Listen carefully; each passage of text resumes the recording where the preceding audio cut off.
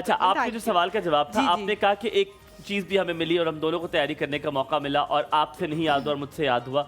हम अक्सर ये मैं भी करता था, मैं कह रहा था यार इस इंसान को अल्लाह ताला ने किसी गिफ्टेड है, इसको दबाव दिए, ये जल्दी कर लेता है चीज़ें। आपको पता है पीछे हिस्ट्री ये नहीं होती है। कुछ लोग ज़्यादा मेहनत कर रहे होते हैं, शायद वो दिखाते नहीं है। अब मैं आपको उसकी एग्जांपल बता दूं। ज़ैनब, आपने कहा था कि मैं भी सुनना चाहती हूँ। अब वही चीज़ आपको पता है मैंने किस किस तरह याद की थी।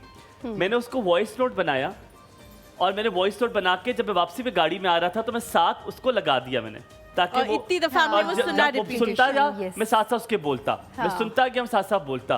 तो आपको ये नहीं पता कि दूसरा बंदा किस तरह स्ट्रगल करके चीज करके आ रहा है। याद रखें, आपको दूसरे की स्टोरी नहीं पता कि वो कितनी मेहनत करके आगे आ रहा है। इस पे मैं बोलना चाहूंगी कुछ, आई ऑब्जेक्ट माय लॉर्ड, लेकिन वो जो बंदा है वो आके कहते हैं मैंने तो कुछ पढ़ा ही नहीं, मैंने तो कुछ किया ही नहीं, मैं यही तो कह रहा हूँ। कभी भी दूसरे इंसान को आपको नहीं बताएगा, वो अपनी स्ट्रगल आपको नहीं बताएगा, उसकी सक्सेस आपको नजर आएगी। आप स्ट्रगल ना बताओ, लेकिन आप गलत बयानी भी तो ना करो ना कि मैंने याद ही नहीं किया, आपने तो पढ़ा ही नहीं है, आप ये कहते हैं ना आगे। ओह यार, वो तो मैं पेपर से भी यही कहता था।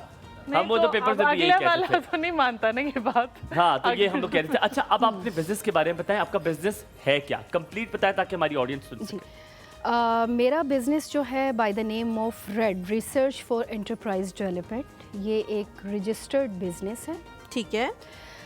इसमें मेरा इंटीग्रेटेड फार्मिंग है। इंटीग्रेटेड फार्मिंग ये है कि फार्मिंग की जो एग्रीकल्चर की डिफरेंट डोमेन्स हैं, जिसमें पोल्ट्री भी आ गया, आपका डेयरी आ गया, आपका सीजनल फ्रूट एंड वेजिटेबल आ गए, आपकी क्रॉप्स आ गई, उन सब को हम एक ही टाइम पे एक ही जगह पे लेके चल रहे होते हैं। अच्छा। उसका जो मेन ऑब्जेक्टिव है वो ये होता है कि हमने रिसाइकलिंग ऑफ वेस्ट करना है। हमारा एक जो भी, फॉर एग्जांपल जिस तरह हमारा पोल्ट्री का सेटअप है, पोल्ट्री का जो भी मेरा वेस्ट है वो एज अ फर्टिलाइजर यूज होता है फॉर क्रॉप प्रोडक्शन। अच्छा, अब यहाँ पे कॉलर लेते फिर वहीं से शुरू करेंगे। अस्सलाम वालेकुम Adnan ji, a very good morning to you, क्या हाल चाल है?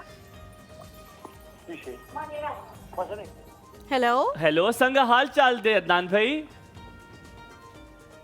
हेलो, अस्सलाम वालेकुम। आप करें, बात करें। अस्सलाम वालेकुम, आवाज आ रही है अदनान भाई? अदनान भाई, आपको आवाज आ रही है हमारी? आप अपनी बेगम से बात कर रहे थे, मुझे लग रहा है। नहीं, मुझे लग रहा है कि शायद वो विजिलेंट नहीं है, काफी देर से। ठीक है, सॉरी, आपकी कॉल जो है वो मुनक़ता हो गई, करनी पड़ेगी। जी आयशा जी, आप कंटिन्यू करें कि आप जो वेस्ट है उसको क्रॉप्स के फर्टिलाइजर रिसाइकलिंग कर रहे हैं, रिसाइकलिंग कर रहे हैं। इसी तरीके से हमारा जो डेयरी का सेटअप है, वहाँ पे जो हमारा काउ डंग है वो एज अ सोर्स, नहीं वो वाला अभी प्रोजेक्ट नहीं मैं वहाँ पे कर रही। उसमें यह है कि वो भी एज अ फर्टिलाइज़र भी यूज़ हो रहा है, और उसमें जो भी लार्वा प्रोडक्शन होती है, क्योंकि वो एक जगह पे डंप कर दिया जाता है, वही वहाँ पे आप अपनी मुर्गियाँ जो फ्री रेंज होती हैं वो जाके उनका बेस्ट प्रोटीन सोर्स है कि वो वहाँ से कीड़ा मकोड़ा जो निकाल के खाती हैं। इसी तरीके से आपकी जितनी भी जो आप वहाँ पे क्रॉप्स लगा रहे हैं, चारा लगा रहे हैं, जानवरों के लगा रहे हैं, वो उनको भी दे रहे हैं, और वो इसी तरीके से आपके जो फ्री रेंज बर्ड्स हैं उनका भी प्रोटीन सोर्स है, जिसमें हम बरसिम लगाते हैं, लूसन लगाते हैं, जो उसको दिया जाता है।